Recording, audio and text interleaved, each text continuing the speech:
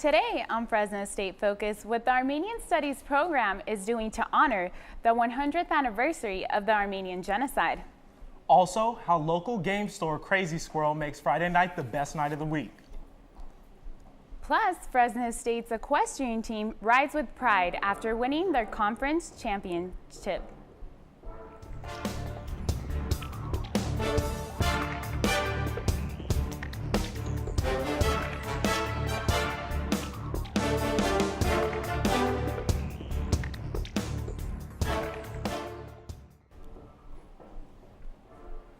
Hello and welcome to Fresno State Focus. I'm Ciclalio Ocampo. And I'm Rodney Mathews. War correspondent Peter Arnett visited Fresno State this morning to talk about his experiences while covering the Vietnam War. Arnett shared spectacular photos that he took as a correspondent for the Associated Press. He talked about his interactions with presidents and generals and how the Vietnam War was the last uncensored war for American media. In an interview after the lecture, we asked Arnett how journalism has changed. The public is better off being able to tweet and communicate in a way that they couldn't do before. But that doesn't remove the need for excellent journalism and the basic principles of accuracy, truth, and freedom.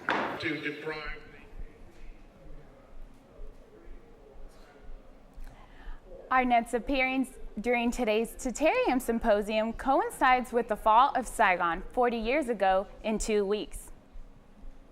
This year marks the 100th anniversary of the Armenian Genocide, and the Armenian Studies program is putting on an exhibit to honor that. On Friday, I had a chance to see the exhibit, and I definitely learned a lot about Armenian history. The Armenian Genocide, a Centennial Exhibit, is an exhibit created by the Armenian Studies program to honor those who lost their lives during this horrific time. The exhibit opened with a reception on Monday night and had plenty of people in attendance. Marine Vardanian is a DJ here on campus for the Armenian radio show who also helped set up the event. She tells us what to expect. Displays of photographs, of information that'll show what happened during the genocide. It'll focus on refugees and the process of what the Ottoman Turks did and how other people helped the Armenians. And it'll also lead back to the Fresno connection and show how there's immigration to Fresno and the story of Fresno Armenians. Fresno State is also building an Armenian Genocide monument, which is being worked on as we speak in front of the Satellite Student Union. Professor Barlo Deder-Margarichian is the head of the Armenian Studies program, and he says the exhibit has 3 main purposes: to educate, to commemorate, and to inspire. Genocide, and then to inspire future generations to be politically active in the sense of going out and making sure that when we see injustice taking place, that people are active in voicing their opinions so that genocides don't occur again. Now, even though the exhibit was for the history of the Armenians, everyone from the event mentioned one common theme: that the message is still for every student of every race. The exhibit focuses mostly on the Armenian church and the martyrs who were killed during this period, but it also showcases the newly released iconic images of the Armenian Genocide. Michael Reddick talks about what this means to him as an Armenian student. To educate the other students, a lot of my peers will be coming through the library, and they'll be able to walk through the timeline and see kind of where we've been and what our ancestors went through, and why that's important and relevant for the rest of the world. The exhibit is located on the 2nd floor of the library and will run till May 29th. Here with more on the commemoration of the anniversary is Armenian Studies professor Sergio Laporta. Thanks for joining us today, Professor. You're welcome. Thank you for asking me. So how was the opening day of the exhibit? The opening was actually really remarkable. We had a much larger than expected crowd of over 150 people, and everybody seemed impressed with the collection of documents, photographs, and pictures that we were able to assemble. And there was a great team working on putting that exhibition together, so we were very pleased with the turnout. President Castro was also there, which was a great honor, so it was great to see him there. So it was a really lovely occasion. That's great. Now, what are some of the events and upcoming speakers that we have to look forward to? Sure, this is going to be a very packed few weeks. But the big events that are coming up are on April 23rd at 7:30 p.m. We'll be unveiling of the Armenian Genocide Monument. The community has come together, and we're very proud that Fresno State will be the home of this monument that will be on the Maple Mall. The unveiling will take place there at 7:30 p.m. There will be guests from various representatives of the various communities of the Central Valley.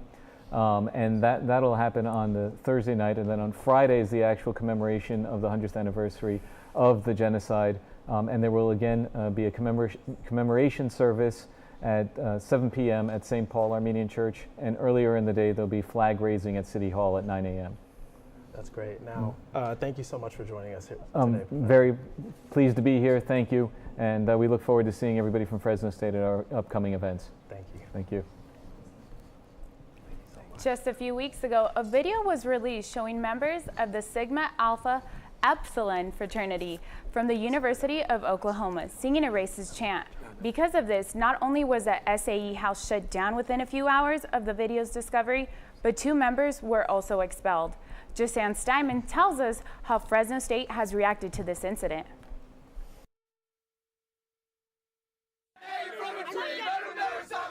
It's 2015 and racism is still alive, especially after the University of Oklahoma shocked the nation with this leaked video. The fraternity Sigma Alpha Epsilon chanting racist remarks. Criminal justice major Natalie Hernandez can't believe what she is seeing. It's pretty disgusting. I think it's sad. It's really sad because fraternities are about family and unity and accepting everyone. Exactly. Like our frat, we accept everybody. We're like a little family, and that's kind of disappointing. Students say Fresno State is a very diverse community. Because of that, the event in Oklahoma would never happen here.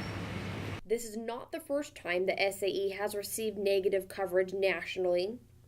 The Fresno State's SAE president, Peter Winters, says he doesn't think it was done to hurt anyone, but he thinks it's wrong. I believe the intent was not malice, but it turned out to be, because fun of that magnitude where it's all poorly constructed, ill intent is malice. Student Involvement Coordinator Eddie Dominguez says having a good relationship with students can avoid events like this one. As much as you would like to say that it'll never happen around you, that's something that's not in your control in the first place. And so I'm hoping that you have provided some good models of leadership and good models of ethics. Since the incident, both students leading the chant have apologized and say they did not make it up, but it was taught to them at a national leadership event. Jason Kelm, Fresno State Focus. April is Autism Awareness Month. Organizations like the Fresno State Women's Lacrosse Team and the Fresno Grizzlies are doing their part to raise awareness. Reporter Elisa Bernal tells us more. When you talk with Ezekiel Belcher, you notice that he's a typical 10-year-old boy who loves to run around and play sports. But to those who don't know him, you wouldn't know that he has pervasive developmental disorder, which is on the autism spectrum. Both of his parents want individuals to see kids like their son as human, not by the label that's placed on them by society. At 18 months, Ezekiel's parents noticed that something was off. They searched for an answer for years and did not rest until they got a diagnosis. The Belchers went to speech therapists, specialists, and doctors they had never heard of. Zeke's diagnosis came when he was 5 years old. His mom, Christine, believes that these challenges he's had to face will benefit him in the long run. And these challenges that he's had to face every step of the way are creating this person that has such compassion and sensitivity for others that it's going to help him go far in his life. With April being Autism Awareness Month, organizations like the Fresno State Women's Lacrosse Team and the Fresno Grizzlies are doing their part to raise awareness by playing entire games in the name of autism awareness. The Autism Center at Fresno State provides services for children ages 18 months to 6 years old, but they also provide services for older children if needed. Executive Director of the Fresno State Autism Center says the center is available for families who need help.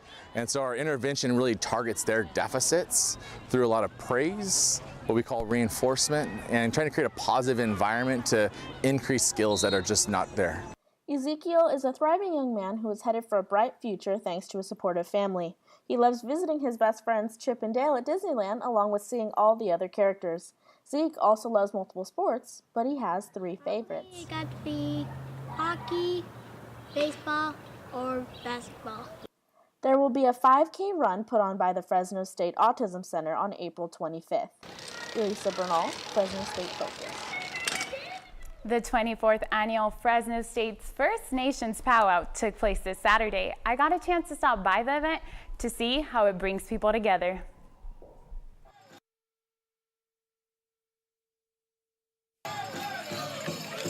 Garrison Titman, one of the dancers who performed at Fresno State's powwow, has been dancing for 18 years. He says he is proud of his heritage and enjoys sharing it with others. However, his work does not end once he leaves the arena. Outside of this, I'm a builder. I make stuff. All of this that I'm wearing is me. Every bird feather, eagle bone, and even stone has not only been researched and collected by the veteran dancer, but it also holds a special meaning. Titman says he takes great pride in his regalia. Attending a powwow, it's important to keep in mind the proper term for the clothing is regalia, not costume, as that can be considered offensive. Over 20 tribes participated in the all-day event, which was held at O'Neill Park. Several different dances were performed, each with its own significance. First Nations President Andres Fierro says preparation for next year's powwow begins the day after the event. He says there's a reason why it's held at Fresno State. A lot of people won't go up to the rancherias or won't feel like they're invited to be a part of the powwow there. But here at Fresno State, we look at this as a learning classroom where people from the community can come in and learn about the tradition, the culture, the history, see the dancing and the drumming and the music, and start asking questions and dialogue. The purpose of the powwow is not only to educate people, but also to bring them together. For some, the powwow is a big family reunion. Former dancer Josie Lewis is one of those people and says watching from the crowd gives her a different feeling than performing did. Let's say if you're in an angry mood, watching the kids, you just get like this warm feeling and like your problems go away. In addition to dancing, there was also traditional food and crafts sold at the powwow. Titman and Lewis say they would both like to see the powwow continue to grow and hope next year's will attract even more people. Friday Night Magic has been a weekly tradition for many years in which people all over the world gather to take part in Magic the Gathering tournaments. Fresno State Focus reporter Matthew Criswell tells us how a local game store is supporting the event. All right, drafters. Get 3 tables of 9.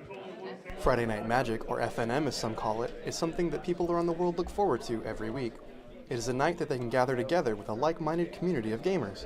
Luis Sandoval says he attends the tournament at Crazy Squirrel Games so he can meet new people and have fun with others who enjoy the same things as he does. Yeah, I get to meet new people and just kind of interact with other people, so it's pretty fun. If you go to Crazy Squirrel Games located on Bullard near First on any given Friday, then you will most likely see close to 50 people, if not more, participating in the tournament and hanging out with friends.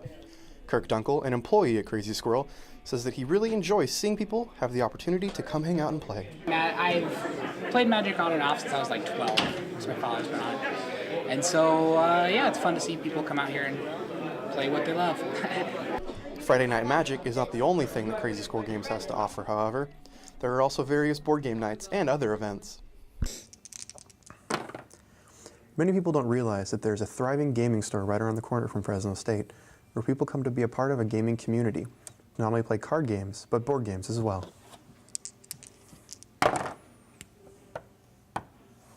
Crazy Squirrel Games owner Jennifer Ward says these tournaments are important not only for the people playing, but also for the game itself. Although I don't oversee the Magic tournaments anymore. We've got great skilled employees who can do that. But Friday Night Magic is an important part of Magic. Organized play in general is important for any game. So yeah, we hope to continue to do it forever.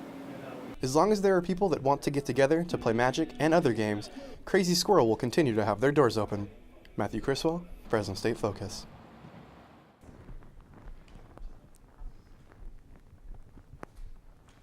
Coming up on Fresno State, white hats weren't the only thing that drew crowds to downtown Clovis for Big Hat Days. Plus, a look into our 5-day forecast as things start to heat up in the valley. All that when we come back. Massive collection. The Save Mart Center, which is our sports venue and one of the best attended in the entire country. We're absolute pioneers in the agricultural sciences, having led to the production of the first university winery and drawing in a diversity of students to achieve academic success over the past 100 years. And you know, I wish I had time to tell you about everything else, but in reality, I think you're just going to have to come see for yourself.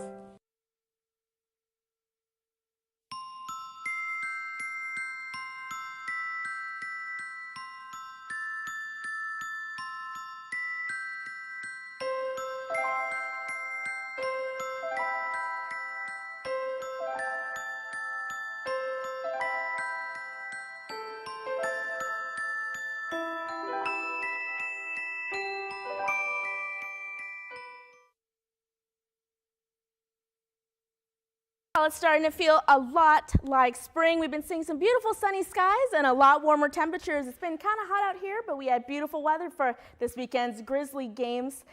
Very sunny out there. And taking a look at our national map, we're not seeing too much here in the central part of the nation, but over here on the East Coast, we are seeing a little bit of activity, as well as here in southern Texas. Here in the valley, a lot of sunshine, nothing much other than a few light winds as we've been enjoying these past few days, and it's been very lovely. So taking a look at our air quality, good air quality throughout the Central Valley, Fresno, Tulare, as well as Kern County and Kings County. So taking a look at our 5-day forecast, today we had a high of 76 degrees. Our low tonight will be 49, as well as Thursday and Friday we will be in the mid to high 80s. But coming in on the weekend, unfortunately, we are going to be in the 90s. It's going to get a little hot out here, but it's going to be the perfect excuse to get away to the beach. So that is your weather. Now to your entertainment news with Angelica.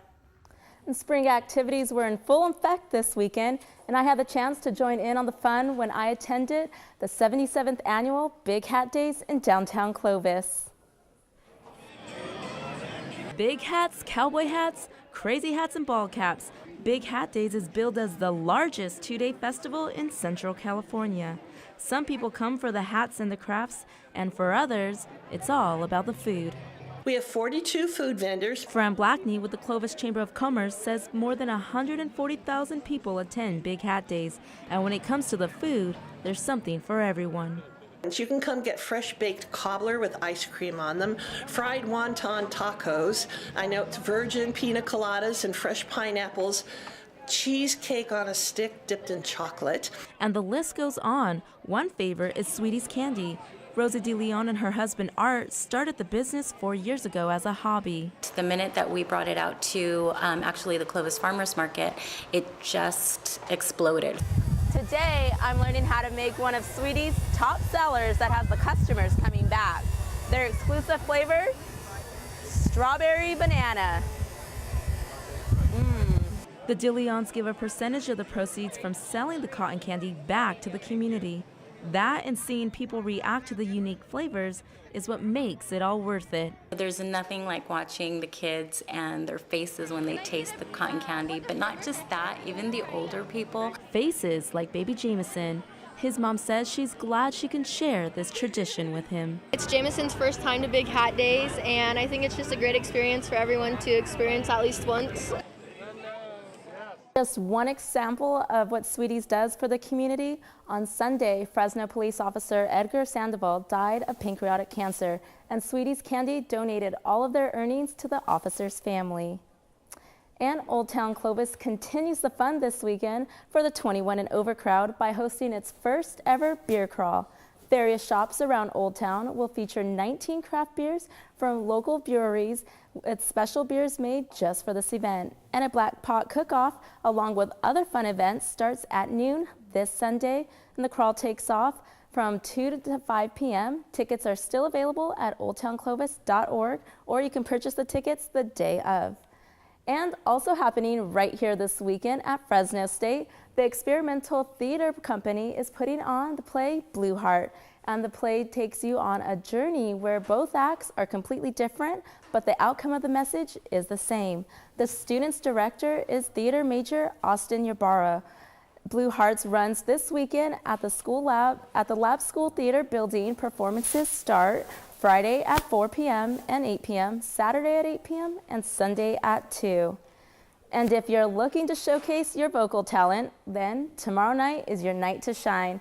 Fresno State USU is hosting its annual karaoke night at the Bucket here on campus. The event kicks off at 7 p.m. and the first 30 students there will receive a $5 food voucher. There will also be drawings throughout the night where you can have a chance to win fun prizes. The event is free to all students. And that's it for entertainment. Back to you, Siklali. For the first time ever, Fresno State will hold its own Mass Communications and Journalism Week. NCJ Week was put together by advanced students in the Public Relations class. With us today is Public Relations Senior Jason Kelm, one of the students who helped put together the week-long celebration. Thanks for joining us today. Thanks for having me. Yeah, no problem. So why don't you tell me a little bit about this event, since it is the first time it's being held here? Sure. MCJ Week is all about celebrating and highlighting the whole mass communication and journalism department and its 5 options, which are multimedia production, advertising, print journalism, broadcast journalism, and public relations. Okay. And what are you most excited about? Probably educating everyone who's not an MCJ major just about what everyone in the major is doing. The week's going to be full of education about the different options, student highlights, and project showcases. We're going to have lots of different speakers and contests and activities, and a lot of fun that other students will be able to enjoy, as well as the students who are part of the options. Okay, that's really cool. And what section were you in charge of? I'm in charge of Multimedia Production Day, and that's on Monday, April 20th. The week is going to be next Monday through Friday, and there's going to be various events and activities. People can go to mcjweek.wordpress.com for information on all of the days and activities. And our event specifically is going to be able to have an industry panel with Adobe representatives and other multimedia production representatives from around the valley, like CMAC, Blair Media, Windsong Productions. Students will be able to interact with them, ask them questions, learn more about what's going on in the industry. All right, well, thanks for being here today, and I hope all your hard work pays off. Make sure to stop by MCJ Week. It will take place April 20th through the 24th. Coming up in sports, how one championship wasn't enough. The Fresno State equestrian team strives to finish strong with the national title. Stay tuned for sports with Braden Williamson. Good for you. But you were too insecure to show Fresno State pride? That's a problem. Because you never bothered to show pride in your school, you are shunned by other students. Professors can smell the stench of impending failure on you and take no pity. Even the mass communication students agree you have no future. But all of this could have been avoided if you simply showed your pride for Fresno State. I am Fresno State. Fresno State pride. Show it or face the consequences. I am and always will be.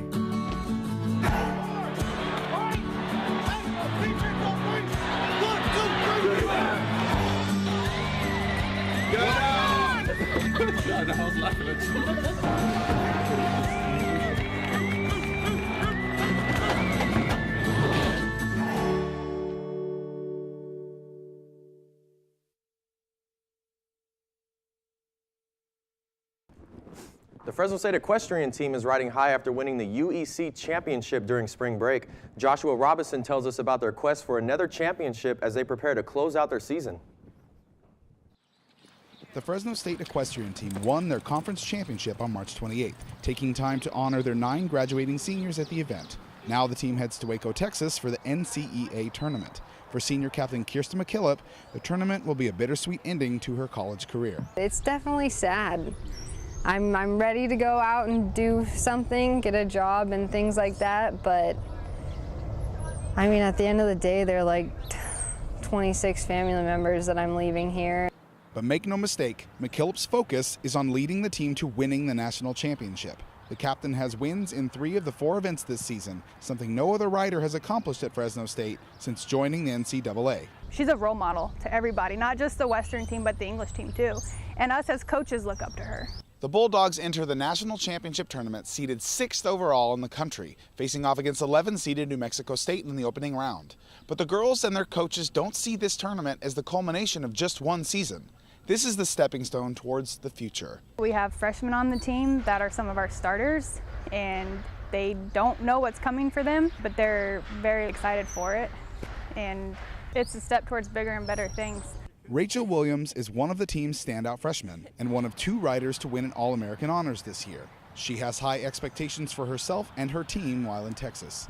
Everybody is really prepared to win this, but I don't know what to expect entirely, but from what everyone says, it's going to be pretty cool. And whether the team captures a national title or not, McKillop knows that the future of Fresno State equestrian is in very capable hands. They're young, they're very young, and I do think they have a lot to learn, but I mean, they're fully capable and they're so talented.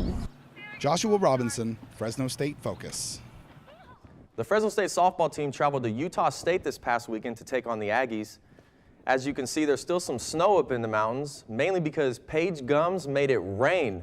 Well, she hasn't made it rain yet. There's the mountains. And here is Paige Gums making it rain. Her 2-run shot in the 3rd inning made it 2-0. Very next inning, Kiara Willis was at the plate. Willis prefers E40 as her walkout music, and it looks like she's thinking, tell me when to go to the center field on this one. Her single would score Brenna Moss, making it 5-0 Dogs. The Dogs would go on to score 3 more runs in the inning to make it 8-0. Jill Compton was her typical self, holding the Aggies to 1 hit and striking out 5 as the Bulldogs would win this one and take the series 2-1. Fresno State is now tied for first place in the conference with San Diego State. They will host Boise State in a 3-game series which begins on Friday. Basketball season is in the rear view for many Fresno State fans with baseball, softball, and other sports in full effect. However, the Dogs are already looking forward to the 2016 season. Here to talk with us from the men's basketball team is sophomore forward Karachi Ito. How's it going, Karachi? Going good. So season 2 is in the books for you personally. So your guys' season ended a little bit shorter than what you guys may have wanted to, but how do you guys feel about your performance this year? I feel like we came out. The conference was kind of hard, but we didn't back down to any competition. Mm-hmm. I mean, we beat some #1 team, like some teams that some people say we shouldn't have beaten, mm-hmm. and we won some games that we should have won, and we lost some games that we should have won. Mm-hmm. So, I mean, I feel like we did great this season, but next season we should be better. Yeah, you guys were always in every game. There was never really a game where another team just came and blew you guys out. So I actually follow you on Snapchat, so I get to see kind of behind the scenes a lot of the basketball players. I get to see sort of, your guys' goofy side. So how important is that, do you think, for the team to be so close off the court? I mean, I feel like being a team on and off the court is one of the greatest aspects of being as a team together because. Mm-hmm. I mean, the Kentuckys, they always are they're always playing off the court. So mm-hmm. I feel like we just need to have great team bonding with each other. Exactly. Yes, and what's also important is fan support. And so throughout the year, the attendance was climbing, and then you could tell, like the Wyoming game in particular, the house was packed, and you guys fed off that. You played harder. So how important is that for you guys to come out every night with the packed house? I felt like during the year, y'all gave out gifts and stuff like that. So I feel like that the fans made who we were. I mean, either if they didn't come out, we'll play bad, but we'll still win the game. Mm-hmm. So as them coming out, we was good. Okay. All right. Well, we are definitely looking forward to you this next season. So thank you very much for coming over, Karachi. No problem. We've been talking with Karachi Ito from the men's basketball team. Well, that's it with sports. Back to Rodney and Silali. Mona Ahmed has been going to Woodward Dog Park since 1989. She does everything she can to get donations to expand the dog park. Courtney Carvalho tells us more about what Ahmed does to help. Mona Ahmed was inspired to expand the Woodward Dog Park by her German Shepherd Rex, who passed away in 2006. Every day, Ahmed leaves fresh flowers at a memorial bench on the trail in Woodward Park for Rex. Ahmed wants to help dogs in any way she can, whether it is expanding the dog park or helping owners train their dogs. The dog park was here, so I said, you know what, maybe I can see what I can do for Fresno. So it was adopt a dog park. So my friend and I got together and we decided to adopt this dog park. Ahmed takes care of the dog park for the city of Fresno. She buys everything for the park and gets donations from people wanting to help out. Here at the dog park, Ahmed started something called memorial trees, where people who would bring their dogs regularly could plant a tree in remembrance of their beloved four-legged friends. James Bishel has known Ahmed for 16 years. He has been coming to this dog park since it was established. But she's very good. She does a good job. She buys all the chairs for this place. A lot of charity work. All the money she makes doing things, it comes here to buy chairs. Sharon Anderson has been coming to the dog park for 15 years. Anderson also helps with donations to expand the dog park. She also has a concern on rule enforcement. Also to get the county or the city to enforce some more of the rules, especially with the people keeping their tags on so that you can see that the dogs are registered, knowing that they have their rabies shots. Ahmed and regulars would love donations or anything that would help the Woodward Dog Park. Courtney Carvalho, Fresno State Focus. Next week on Fresno State Focus, everyone's excited about what this year's Vintage Days has to offer. Plus, hundreds of FFA students gather for the annual state convention in downtown Fresno. Also, a Fresno State softball player becomes the second Bulldog ever to get picked in the National Pro Fast Pitch Draft. Thank you for joining us. We'll see you next week.